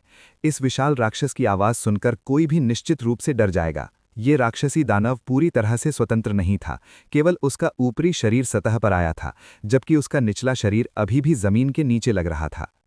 क्या वो एक दानव है? आर्यन ये सोचने लगा कि क्या ये विशाल राक्षस कोई दानव है या नहीं। आर्यन, ऐसा लगता है कि वो विशाल प्राणी एक दानव है। नलिनी ने आर्यन से कहा कि ये विशाल राक्षस एक दानव था। इस राक्षस द्वारा छोड़ी गई आभा से नलिनी बता सकती थी कि ये राक्षस एक बहुत ही खतरनाक दानव था। क्या गेट्स ऑफ इटर्निटी संप्रदाय के पूर्वज ने अभी जिस तकनीक का उपयोग किया था वो एक दानव को बुलाने के लिए थी? आर्यन ने धीमी आवाज में कहा, मास्टर, इसकी संभावना हो सकती है। उस बूढ़े ने बहुत सारी आत्माओं की बलि दी है। ये निश्चित रूप से इस दानव को बुलाने की तकनीक रही होगी। अवनी ने आर्यन से कहा कि ऐसा हो सकता है। दुष्यंत ने इस राक्षस को बुलाने के लिए गेट्स ऑफ इटर्निटी संप्रदाय के लगभग सभी बुजुर्गों और शिष्यों का उपयोग किया था। सबसे अधिक संभावना है कि दुष्यंत द्वारा उपयोग की गई वर्जित तकनीक दानवों से निकटता से जुड़ी तकनीक थी। ये अप्रत्याशित था कि गेट्स ऑफ इटर्निटी संप्रदाय जैसे बड़े संप्रदाय के पास दानवों को बुलाने की तकनीक होगी। आर्यन को उम्मीद नहीं थी कि गेट्स ऑफ इटर्निटी संप्रदाय के पास इतने बड़े और शक्तिशाली दानव को बुलाने की तकनीक होगी। आर्यन ने अपना ध्यान अपने सामने मौजूद विशाल दानव की ओर लगाया। विशाल दानव ने जमीन से बाहर निकलने की कोशिश की। जब विशाल दानव ने जमीन से बाहर निकलने की कोशिश की तो उसने पाया कि वो अपने निचले शरीर को जमीन से नहीं खींच पा रहा था। गाह, धिक्कार है, मैं अभी भी पूरी तरह से स्वतंत्र नहीं हूं। विशाल दानव को बहुत गुस्सा आया जब उसे पता चला कि वो अभी भी उस सील से पूरी तरह मुक्त नहीं है जिसने उसे पकड़ रखा था। तो मूर्ख इंसान, उन्होंने निश्चित रूप से उचित बलि नहीं दी। दानव दुष्यंत को कोसने लगा जिसने खुद को उचित बलि नहीं दी थी। अगर दुष्यंत उसे एक अच्छी बलि देता तो ये निश्चित था कि वो इस जगह पर फंसे बिना स्वतंत्र रूप से घूमने में सक्षम होता। विशाल दानव इस जगह के चारों ओर देखने लगा। ऐसा हुआ कि इस जगह के चारों ओर शाही परिवार और स्प्रिंग पैलेस के बहुत सारे मजबूत साधक थे। गाहा हा हा हा, ये बहुत अच्छा है। मैं इस कष्टप्रद जेल से बाहर निकलने के लिए इन लोगों का उपयोग कर सकता हूँ। विशाल दानव ने अपनी सील को तोड़ने के लिए इन साधकों का उपयोग करने का इरादा किया। अगर एक विशाल दानव लोगों को खा लेता तो वो निश्चित रूप से लावा के उस कुंड से बाहर निकल सकता था जिसने उसे सील कर दिया था। जब आर्यन ने विशाल दानव की बातें सुनी तो उसे बहुत बुरा एहसास हुआ। आर्यन को लगा कि इस दानव के मन में इस जगह के आसपास के सभी लोगों के लिए बुरे इरादे हैं। आर्यन का बुरा एहसास हकीकत में बदल गया। विशाल दानव ने अपने लंबे हाथ आर्यन और आर्यन के पास मौजूद साधकों की ओर फैलाने शुरू कर दिए। पति, ये विशाल प्राणी हम पर हमला करने का इरादा करता है। प्रिया ने आर्यन से कहा कि विशाल दानव उन सभी पर हमला करने की कोशिश कर रहा है। प्रिया, तुम यहाँ मौजूद हर किसी की रक्षा करो। इस बीच आप सभी कृपया इस विशाल दानव से लड़ने में मेरी मदद करें। आर्यन ने अपने आसपास की महिलाओं को निर्देश दिए। आर्यन को उस दानव से निपटने के लिए सभी की मदद की जरूरत थी, जो उन सभी को खाना चाहता था। ठीक है, हम आपकी जितनी हो सकेगी उतनी मदद करने की कोशिश करेंगे। सभी महिलाएं दानव से लड़ने में आर्यन की मदद करने के लिए मिलकर काम करने पर सहमत हुईं। यहां मौजूद सभी महिलाओं में से केवल आराध्या ही आर्यन को उत्तर देने के लिए तैयार नहीं थी। आराध्या को इस तरह की चीजों की ज्यादा चिंता नहीं थी। बुरी लड़की, तुम्हें भी मदद करनी होगी। आर्यन ने आराध्या से कहा कि वो इस विशाल दानव जैसे मजबूत दुश्मन से लड़ने में उनकी मदद करे। मैं मदद करने के लिए तैयार हूं, लेकिन मुझे तुमसे एक उपहार चाहिए। आराध्या ने कहा कि वो आर्यन से एक उपहार चाहती है। ये बुरी लड़की वास्तव में अपनी मदद मुफ्त में नहीं देना चाहती थी। अगर आर्यन को आराध्या से मदद चाहिए तो आर्यन को आराध्या को एक उपहार देना ही था। ठीक है, ये सब खत्म होने के बाद मैं तुम्हें वो दूंगा जो तुम चाहती हो। आर्यन के पास आराध्या से वादा करने के अलावा कोई विकल्प नहीं था। उनके सामने दानव बहुत खतरनाक था। अगर वो आराध्या की सेवा करने में अपना समय बर्बाद करता तो ये एक समस्या होती। तुमने वादा किया है, बाद में अपना वादा निभाना सुनिश्चित करना। आराध्या संतुष्ट थी जब उसने आर्यन द्वारा दिया गया उत्तर सुना। आर्यन द्वारा दिया गया उत्तर आराध्या के लिए काफी संतोषजनक था। चलो, इस राक्षस को इसके मूल स्थान पर वापस भेजते हैं। आर्यन ने कहा कि वो इस भयानक दानव को इसके मूल स्थान पर वापस भेज देगा, जो कि जमीन के नीचे है। ठीक है, सभी महिलाएं आर्यन की बात से सहमत थीं। उन्हें इस दानव को जमीन के नीचे भेज देना चाहिए। आर्यन, नलिनी, शिवानी, माया, सुनीहा, यशिका और आराध्या तुरंत विशाल दानव की ओर बढ़े। उन्होंने दानव के बड़े हाथ को नष्ट करने की कोशिश की। Frost as. आर्यन ने दानवों की हरकतों को रोकने के लिए फ्रॉस्ट एज तकनीक का उपयोग किया। जब आर्यन ने फ्रॉस्ट एज तकनीक का उपयोग किया तो विशाल दानव का पूरा शरीर बर्फ की मूर्ति में जम गया। हालांकि आर्यन का प्रारंभिक इरादा केवल विशाल दानव की भुजा को जमाना था, लेकिन ये अप्रत्याशित था कि दानव का पूरा शरीर पूरी तरह से जम गया।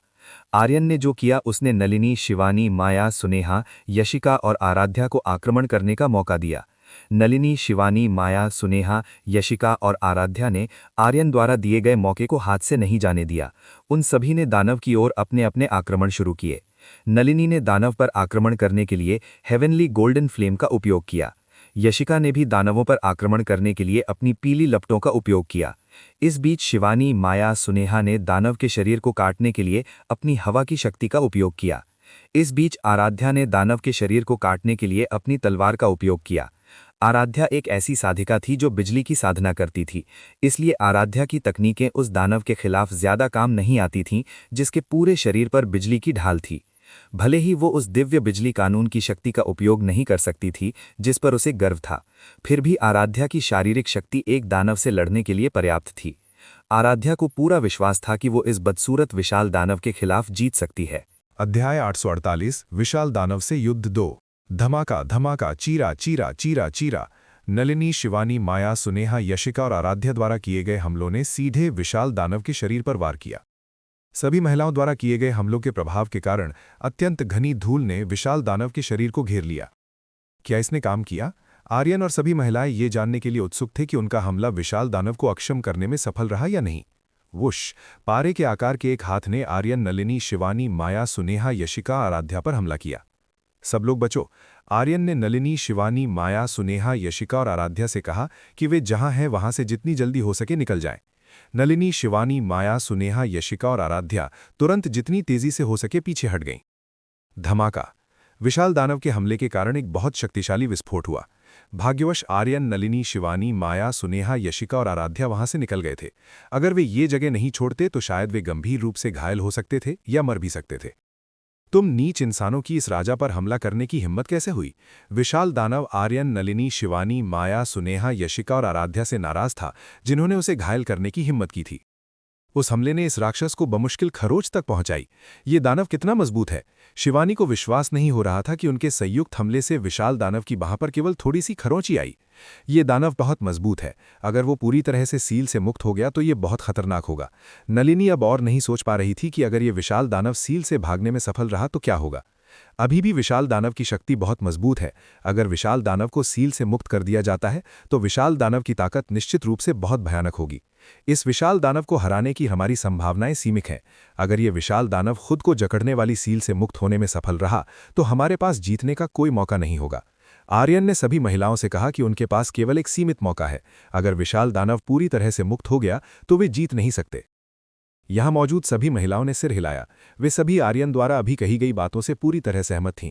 उन्हें विशाल दानव को उसे पकड़े हुए सील से मुक्त होने से पहले ही हराना था। आप सभी जल्दी देखें, उस राक्षस की बाह वास्तव में बहुत तेजी से ठीक हो रही है। आराध्या ने आर्यन और सभी महिलाओं से कहा कि विशाल दानव की बाह भयानक गति से ठीक हो गई है। आर्यन, नलिनी, शिवानी, माया, सुनेहा, यशिका ये देखकर दंग रह गए। ऐसा लग रहा था कि दुश्मन की पुनर्जनन रेट बहुत तेज थी। धिक्कार है, दानव जाति में इतनी तेजी से पुनर्जनन करने की क्षमता क्यों है? आर्यन बहुत जोर से कोसा। दानव जाति के पास इस दर पर पुनर्जनन की ये गति क्यों है? क्या सभी दानव जातियों में वास्तव में यही पुनर्जनन की दर होती है? मूर्ख इंसान, मैं तुम सबको खा जाऊंगा। विशाल दानव ने फिर से आर्यन, नलिनी, शिवानी, माया, सुनेहा, यशिका और आराध्या की ओर अपना हाथ बढ़ाया, जिसका इरादा सब कुछ जीत लेने का था। Chain of light. जब विशाल दानव की बाह आर्यन और अन्य लोगों को पकड़ने वाली थी, तभी प्रकाश की एक जंजीर दिखाई दी और विशाल राक्षस की बाह को जकड़ लिया। पीछे मौजूद प्रिया विशाल दानव को आर्यन और अन्य लोगों को पकड़ने नहीं देना चाहती थी। उसने विशाल दानव के हरकतों को सील करने में मदद करने का फैसला किया। जबकि प्रिया विशाल दानव के हरकतों को रोक रही थीं, शाही परिवार और स्प्रिंग पैलेस के साधकों ने प्रिया को विशाल दानव पर हमला करने में मदद की। सब लोग जल्दी पीछे हटो, प्रिया ने सभी को पहले पीछे हटने के लिए कहा। विशाल दानव उन सभी की सोच से ज्यादा मजबूत लग रहा था। आर्यन, नलिनी, शिवानी, माया, सुनेहा, यशिका अपनी रचना को फिर से व्यवस्थित करने के लिए तुरंत पीछे हटने। ये शर्म की बात है कि शाही परिवार और स्प्रिंग पैलेस के साधकों द्वारा किए गए हमलों ने ज्यादा मदद नहीं की। वे सभी विशाल दानव के खिलाफ बमुश्किल ही काम कर पाए। तुम कहां भागकर जाना चाहते हो? मैं तुम लोगों को इतनी आसानी से भागने नहीं दूंगा। मैं तुम सबको खा जाऊंगा। विशाल दानव ने अपनी बड़ी बांह हिलानी शुरू की। जब विशाल दानव ने अपनी बांह हिलाई तो प्रिया द्वारा प्रयुक्त चेन ऑफ लाइट से गड़गड़ाहट की आवाज आने लगी। ये देखा जा सकता था कि प्रिया द्वारा उपयोग की गई चेन ऑफ लाइट तकनीक अब विशाल दानव के हरकतों को थामने में असमर्थ थी। Sword of light. प्रिया ने तुरंत विशाल राक्षस की बाह पर हमला करने के लिए अपनी स्वॉर्ड ऑफ लाइट तकनीक का उपयोग किया। विशाल राक्षस की बाह के चारों ओर प्रकाश की सैकड़ों तलवारें दिखाई दीं। इन प्रकाश की सैकड़ों तलवारों ने सीधे विशाल राक्षस की बाह को छेद दिया। आर! दर्द हो रहा है। जब प्रकाश की तलवार ने उसकी बाह को छेदा तो विशाल राक्षस दर्द से चिल्लाया। आर्यन ने सीधे विशाल दानव की ओर देखा। ऐसा लग रहा था कि प्रिया द्वारा उपयोग की गई प्रकाश तकनीक का विशाल दानव पर दर्दनाक प्रभाव पड़ा था। मैं समझ गया, ये दानव प्रकाश के विरुद्ध कमजोर है। अब आर्यन समझ गया था कि ये विशाल दानव प्रिया के प्रकाश तत्व के प्रति कमजोर था। ठीक है, मेरे पास इस विशाल दानव के खिलाफ जीतने का एक विचार है। आर्यन के पास एक विचार था जो उसे इस विशाल दानव के खिलाफ जीत दिला सकता था। कामिनी, बाहर आओ। आर्यन ने कामिनी को बाहर आने और अपनी मदद करने के लिए कहा। जब आर्यन ने कामिनी को बुलाया तो तुरंत आर्यन के दाहिने हाथ में डिवाइन यिन यांग तलवार प्रकट हो गई। आप सभी कृपया इस स्थान से लोगों को इस स्थान से दूर ले जाएं। आर्यन ने नलिनी, शिवानी, माया, सुनेहा, यशिका और आराध्या से कहा कि लोगों को इस स्थान से दूर ले जाएं। आर्यन पहले से ही इस विशाल दानव का उद्देश्य जानता है। ऐसा लगता है कि विशाल दानव यहाँ के सभी लोगों को खाकर बलि देना चाहता है ताकि वो उसे थामने वाली सील से बच सके। इसका मतलब ये था कि अगर शाही परिवार और स्प्रिंग पैलेस के साधक यहाँ रहे तो इससे विशाल दानव के लिए अपने निचले हिस्से को जकड़ने वाली सील से मुक्त होना आसान हो जाएगा। आर्यन के लिए बेहतर था कि ये लोग इस जगह से जितना हो सके उतनी दूर चले जाएं। पति, क्या तुम्हें यकीन है कि तुम अकेले इस राक्षस से लड़ना चाहते हो? माया आर्यन की सुरक्षा को लेकर चिंतित होने लगी, जो अकेले इस विशाल दानव से लड़ना चाहता था। तुम्हें चिंता करने की जरूरत नहीं है, मुझ पर विश्वास करो। तुम सब जल्दी करो और इन लोगों को यहां से दूर ले जाओ। इस बीच प्रिया, कृपया पीछे से मेरी मदद करो। आर्यन ने सभी महिलाओं से उस पर विश्वास करने के लिए कहा। यहां आर्यन को केवल प्रिया की मदद की जरूरत थी, जबकि बाकी लोगों के लिए वे उन लोगों को बाहर निकालने में उसकी मदद कर सकते हैं जो अभी भी इस जगह के आसपास थे। सब लोग आर्यन पर विश्वास करो, चलो वो करते हैं जो हमें करना है। नलिनी ने शिवानी, माया, सुनेहा, यशिका से आर्यन पर विश्वास करने के लिए कहा। नलिनी को खुद आर्यन की क्षमता पर काफी विश्वास था। आर्यन निश्चित रूप से इस विशाल दानव के खिलाफ जीत सकता था। इस बात की कोई संभावना नहीं थी कि जो आदमी उसका दिल पिघला सकता था वो एक सामान्य आदमी बन जाए। आर्यन के पास निश्चित रूप से एक विशाल दानव के खिलाफ जीतने का कोई तरीका होगा। नलिनी की बातों ने शिवानी, माया, यशिका सभी को आर्यन पर विश्वास दिलाया। वे सभी ये विश्वास करने लगे कि आर्यन विशाल दानव के खिलाफ जीत सकता था। नलिनी, शिवानी, माया, सुनेहा, यशिका और आराध्या तुरंत सभी को इस जगह से जितना संभव हो सके उतनी दूर ले जाने के लिए निकल गईं। उन्होंने इस जगह पर आर्यन और प्रिया को अकेला छोड़ दिया। अध्याय 849 विशाल दानव से युद्ध 3। पति, अब आपकी क्या योजना है? प्रिया ने पूछा कि अभी आर्यन के पास क्या योजना है। प्रिया, तुम अपनी गॉडेस मेलेडी तकनीक का उपयोग करके मेरी मदद करो। मुझे यकीन है कि तुम पहले से ही जानती हो कि तुम्हें क्या करना है। आर्यन ने संक्षेप में बताया कि उन दोनों को अब क्या करना चाहिए। ठीक है, मैं समझ गई। प्रिया तुरंत समझ गई। वो अपना काम करेगी। वो आर्यन के लिए एक सहायक बनेगी। अच्छा, तो चलिए इसे करते हैं। आर्यन ने प्रिया की ओर संतुष्टि से सिर हिलाया। अब वो विशाल दानव का सामना करने जा रहा था। आर्यन विशाल दानव की ओर बढ़ा, जबकि प्रिया ने आर्यन को सहायता देने के लिए सेंट लाइट जीथर बजाना शुरू कर दिया। जब प्रिया ने अपना सेंट लाइट जीथर बजाना शुरू किया तो आर्यन को महसूस हुआ कि उसकी ताकत कई गुना बढ़ गई है। ये पहली बार था जब आर्यन ने प्रिया की गॉडेस मेलेडी तकनीक का अनुभव किया था। प्रिया अब केवल आर्यन की ताकत को बढ़ाने पर ध्यान केंद्रित कर रही है, इसलिए आर्यन को मिलने वाले लाभ कई गुना अधिक होंगे। तुम लोग कहाँ जाना चाहते हो? मैं तुम्हें इतनी आसानी से नहीं जाने दूंगा। उन साधकों को जो उसका भोजन होने चाहिए थे, इस स्थान से जाते हुए देखकर विशाल दानव बहुत क्रोधित था। उसने इन लोगों को यहां से जाने से रोकने की कोशिश की। यदि उसे अधिक रक्त नहीं मिला तो ये निश्चित था कि वो इस कष्टप्रद कुंड से बाहर नहीं निकल पाएगा। अपनी आंखें फेरना बंद करो, तुम्हारा विरोधी मैं हूं, आर्यन ने उस विशाल दानव से कहा जो शाही परिवार और स्प्रिंग पैलेस के उन साधकों को रोकने का इरादा रखता था जो इस स्थान से भागने की कोशिश कर रहे थे। इंसानी कमीने, मेरे रास्ते में मत आओ, मैं तुम्हें मार डालूंगा। विशाल दानव आर्यन से वास्तव में नाराज था। उसे आर्यन को देखकर चिढ़ हो रही थी, जो हमेशा उसका रास्ता रोकता था। Red lightning balls. विशाल दानव के शरीर से कई इंसानी आकार के बिजली के गोले निकलने लगे। ये बिजली के गोले आर्यन की ओर झपटे। Shadow clone. आर्यन ने विशाल दानव को चकमा देने के लिए दर्जनों परछाइयां बनाईं। उसे उम्मीद थी कि उसके द्वारा बनाए गए क्लोन विशाल दानव द्वारा किए गए हमलों को मात दे सकेंगे। बेशक विशाल दानव द्वारा अभी जारी किए गए लाल बिजली के गोलों ने आर्यन द्वारा बुलाए गए क्लोन का शिकार करना शुरू कर दिया।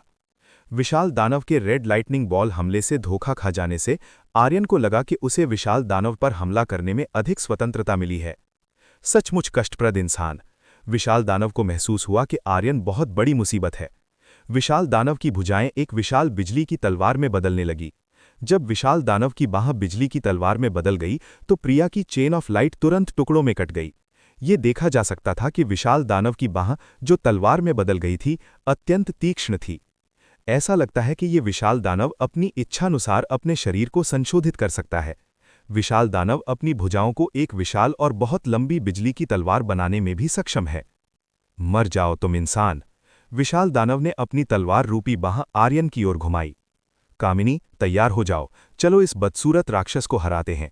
आर्यन ने कामिनी से तैयार होने के लिए कहा। वो इस विशाल दानव के हमले का आमना सामना करेगा। आर्यन ने अपनी उस बाह पर हेवनली आर्मर के एक हिस्से का उपयोग किया जिससे उसने डिवाइन यिन यांग तलवार पकड़ी हुई थी। हेवनली आर्मर की मदद से आर्यन को यकीन था कि वो विशाल दानव के हमलों को नाकाम कर सकता है। झन, एक बहुत तेज टकराने की आवाज आई। डिवाइन यिन यांग तलवार विशाल दानव की तलवार रूपी बाह से टकराई। इस प्रभाव ने यहाँ के चारों ओर की पृथ्वी और चट्टानों को हर जगह उड़ा दिया। ये देखा जा सकता था कि आर्यन और विशाल दानव ने अभी जिस शक्ति का उपयोग किया था वो लगभग बराबर थी। इन हमलों के आदान प्रदान में आर्यन को कई 100 मीटर पीछे हटने के लिए मजबूर होना पड़ा। ये देखा जा सकता है कि हेवनली आर्मर, डिवाइन यिन यांग तलवार और प्रिया द्वारा दी गई शक्ति की वृद्धि का उपयोग करने के बाद भी आर्यन अभी भी विशाल दानव की बराबरी नहीं कर पा रहा है। धिक्कार है, मेरी बाह सुन्न महसूस हो रही है। आर्यन को अपनी बाह सुन्न महसूस हुई जब उसने एक विशाल दानव से हमला प्राप्त किया। मास्टर, आप इतने लापरवाह क्यों हैं? आप इस तरह से एक दानव का हमला कैसे झेल सकते हैं? अवनी ने आर्यन को उसकी अभी की गई लापरवाही के लिए डांटना शुरू कर दिया। ये पहले बहुत खतरनाक चीज थी। अगर आर्यन को हेवनली आर्मर और प्रिया द्वारा दी गई शक्ति से मदद नहीं मिलती तो यह निश्चित है कि विशाल दानव के हमले का सामना करते समय आर्यन घायल हो सकता था। क्षमा करें, क्षमा करें। ये देखकर कि अवनी उसके द्वारा किए गए काम से बहुत चिंतित थी, आर्यन को अवनी से माफी मांगनी पड़ी। वो जानता था कि उसने अभी जो किया था वो बहुत खतरनाक था। अच्छा है कि तुम समझ गए, अगली बार फिर से ऐसी चीजें मत करना। अवनी खुश थी कि आर्यन समझ गया कि उसने अभी क्या कहा था। अवनी को उम्मीद थी कि आर्यन अब ऐसी चीजों को दोहराएगा नहीं। आर्यन ने अपना ध्यान फिर से विशाल दानव पर केंद्रित किया। जब आर्यन ने अपना ध्यान विशाल दानव पर वापस लाया तो उसने पाया कि विशाल दानव की तलवार रूपी बाह उसके द्वारा किए गए हमले से घायल हो गई थी। भले ही ये घाव बहुत चौड़ा नहीं था, फिर भी आर्यन अभी विशाल दानव को घायल करने में सक्षम था। डिवाइन यिन यांग तलवार उन दानवों से लड़ने के लिए पर्याप्त शक्तिशाली है जिनके पास तेजी से पुनर्जनन करने की क्षमता है। ये विशाल दानव के घावों से देखा जा सकता है कि अपने आप ठीक नहीं हो पा रहे हैं। ये क्या बकवास है, मेरा शरीर पुनर्जनन क्यों नहीं कर पा रहा है? विशाल दानव ये देखकर हैरान रह गया कि उसका शरीर ठीक नहीं हो पा रहा है। उसकी बाह का घाव पहले की तरह नहीं भर सका। ये वास्तव में बहुत अजीब था। विशाल दानव अपनी पुनर्जनन क्षमता पर अधिक अधिक निर्भर है। ये उसके पास मौजूद सबसे शक्तिशाली शक्तियों में से एक है। इस पुनर्जनन तकनीक की एकमात्र खामी ये है कि प्रकाश तत्व के उपयोगकर्ताओं के खिलाफ लड़ते समय आमतौर पर प्रकाश तत्व उपयोगकर्ताओं के कारण होने वाले घावों को भरना थोड़ा मुश्किल होता है। अजीब बात है, अभी उसके घाव वास्तव में ठीक नहीं हो पा रहे हैं। ये एक विशाल दानव के लिए बहुत ही अजीब बात है। ऐसा लगता है कि मेरा हमला सफल रहा है।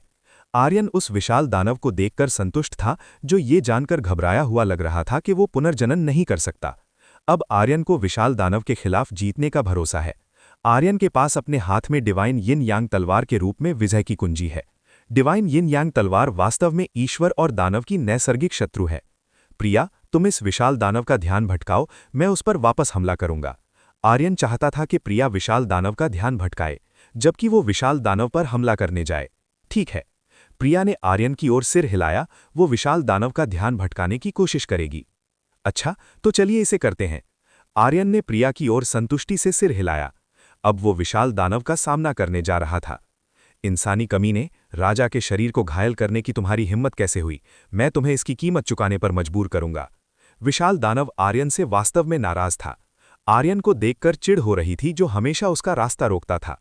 विशाल दानव की अत्यंत तीक्ष्ण तलवार रूपी बाह का उपयोग करके आर्यन पर हमला करने लगा। ये तलवार आर्यन के मुंह की ओर बढ़ी। अध्याय 850 विशाल दानव से युद्ध 4 chain of light, sword of light.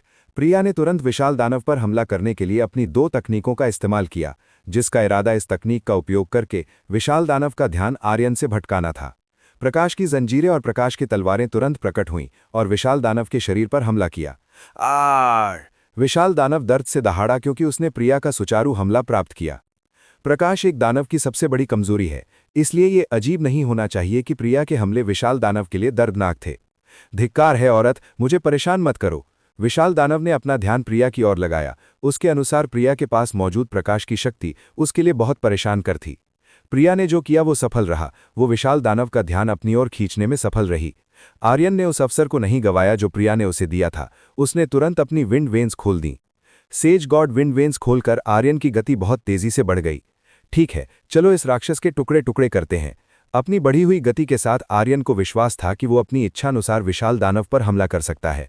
9 shadow step. Aryan ने विशाल दानव पर हमला करने के लिए 9 शैडो स्टेप का इस्तेमाल किया। जब आर्यन ने ऐसा किया तो आर्यन के हमले की गति अद्भुत थी। चीरा चीरा चीरा। कुछ ही सेकंड में आर्यन ने विशाल दानव के शरीर पर सैकड़ों प्रहार किए। आर्यन द्वारा किए गए हमले से विशाल दानव को अपने पूरे शरीर में दर्द महसूस हुआ। आर्यन ने जो हमला किया था वो उतना ही दर्दनाक था जितना कि प्रिया की ओर से किया गया हमला। तुम दोनों सच में इंसानी कमीने हो। विशाल दानव आर्यन और प्रिया पर पहले से ही आग बबूला था। ये 2 नीच इंसान वास्तव में बहुत मुसीबत खड़ी कर रहे थे। धिक्कार है, कितना कठोर है। आर्यन को विशाल दानव के शरीर पर प्रहार करने में कठिनाई हो रही थी। विशाल दानव इतना कठोर था कि उसे टुकड़ों में काटना मुश्किल था। आर्यन एक विशाल दानव के शरीर पर केवल एक सुंदर गहरा घाव ही कर सका। हालांकि ये घाव आर्यन के लिए पर्याप्त गहरा था, फिर भी ये एक विशाल दानव को नुकसान पहुंचाने के लिए पर्याप्त नहीं था। जब आर्यन विशाल दानव पर हमला करना चाहता था, तभी एक भयानक काली हवा विशाल दानव के शरीर को घेरने लगी। विशाल दानव के शरीर को घेरती भयानक शक्ति वाली हवा को देखकर आर्यन थोड़ा पीछे हट गया। आर्यन देखना चाहता था कि यह विशाल दानव क्या करेगा। काली हवा ने विशाल दानव के शरीर को पूरी तरह से ढक लिया। जब ऐसा हुआ तो विशाल दानव का शरीर, जो पहले लाल था, काला पड़ने लगा। विशाल दानव की पीठ के पीछे 6 काले दानव पंख दिखाई देने लगे। साथ ही काली हवा ने विशाल दानव के शरीर को घेर लिया। इंसान, तुम दोनों ने मुझे अपना असली शरीर दिखाने के लिए मजबूर किया है। अब तुम इसके परिणाम भुगतोगे। विशाल दानव ने अपनी पीठ के पीछे के 6 पंखों को फड़फड़ाना शुरू किया। जब विशाल दानव ने ऐसा किया तो इस जगह के चारों ओर एक भयानक हवा छाने लगी।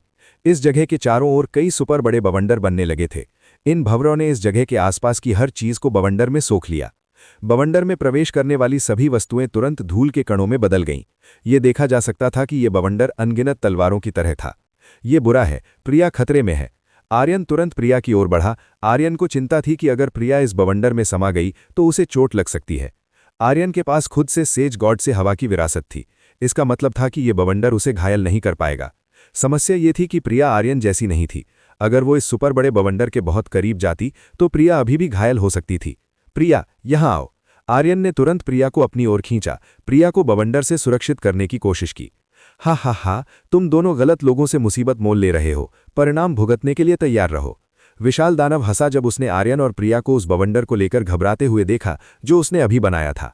विशाल दानव ने सभी मौजूदा बवंडरों को आर्यन और प्रिया की ओर नियंत्रित करना शुरू किया। दर्जनों बवंडर तुरंत आर्यन और प्रिया की ओर बढ़े। आर्यन और प्रिया तुरंत उन सभी बवंडरों से घिर गए जो उन दोनों के चारों ओर थे। सभी बवंडर एक दूसरे से टकरा गए। आर्यन और प्रिया सीधे उनमें फंस गए। जब तूफान के सभी बवंडर एक दूसरे से टकराते हैं तो ये देखा जा सकता है कि ये बवंडर एक में विलीन होने लगते हैं और एक और भी बड़ा बवंडर बनाते हैं। इस स्थान से सैकड़ों मील दूर की लगभग हर चीज इस बवंडर में सोख ली गई। हा, इसे महसूस करो। विशाल दानव हंसा जब उसने आर्यन और प्रिया को बवंडर में फंसे देखा। विशाल दानव को पूरा विश्वास था कि आर्यन और प्रिया उस बवंडर में मर जाएंगे जो अरबों घूमती उड़ती तलवारों की तरह था। आर्यन और प्रिया अभी भी बवंडर में टिके हुए थे। दोनों वर्तमान में इस बवंडर के भीतर ठीक थे। पति विशाल दानव और भी मजबूत होता जा रहा है। अब उसके पास भयानक शक्ति है। प्रिया ने आर्यन से कहा कि विशाल दानव और भी मजबूत होता जा रहा है। प्रिया, तुम बिल्कुल सही कह रही हो। विशाल दानव और भी मजबूत हो रहा है, साथ ही वो अपनी शक्ति को इस तरह बदल सकता है। आर्यन प्रिया की बात से पूरी तरह सहमत था। रूप बदलने के बाद विशाल दानव वास्तव में और भी अधिक शक्तिशाली हो गया है। आर्यन को विशाल दानव को हराने के तरीके पर दोबारा सोचना पड़ा। विशाल दानव की खाल बहुत सख्त है। डिवाइन ये नियांग तलवार को विशाल दानव की खाल में प्रवेश करने में थोड़ी परेशानी हो रही है। आर्यन को वास्तव में विशाल दानव की मोटी खाल को भेदने में कठिनाई हो रही थी। यदि आर्यन विशाल दानव की खाल को भेद सकता तो आर्यन विशाल दानव के खिलाफ जीत सकता था। इस विशाल दानव की खाल वाकई बहुत सख्त है। अगर हम इस विशाल दानव के शरीर के अंदर हमला करें तो शायद हमारे पास उसे मारने का मौका होगा। प्रिया ने आर्यन से कहा। प्रिया, ये रहा। जब उसने प्रिया की बातें सुनी तो आर्यन के पास इस विशाल दानव को हराने का एक विचार आया। क्या?